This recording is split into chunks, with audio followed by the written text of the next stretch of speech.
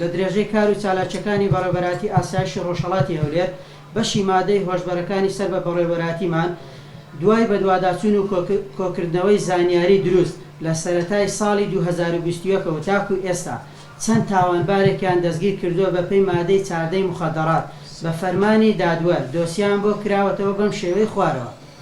14 تۆمەتبار کە دەستگیر کراوە لە ڕەگە زینێرە. ئەو تۆمەتبارانێ دەستگیر کراون دانیشتووی ئەو شوێنانە.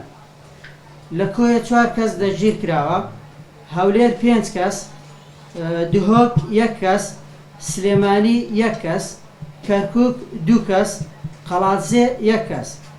بڕ و جۆری ئەو مادە هۆشبەرانەی کە دەستیان بەسەر داگیراوە حەبی ترامادۆڵە، مادەی ئەم ڤیتامینە، مادەی مۆرفینە، مادەی هێرۆینە، مادەی کریستالی تواوەیە، کەمۆلە و قەسەبی کێشانی مادەی هۆشبەرە، مادەی کریستاڵە.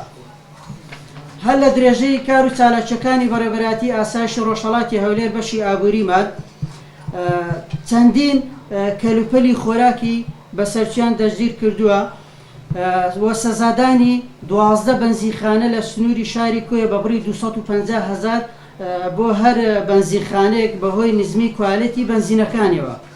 بڕی 1 تەنونی و کەلوپەلی ماوە بەسەرچوو تەلەف کراوە. سەزادانی 5 مۆلیدەی ئەهلی کە سەرپێچیان کردووە بە بڕی 200,000 دینار بۆ هەر مۆلیدەیەک سەزادراوە.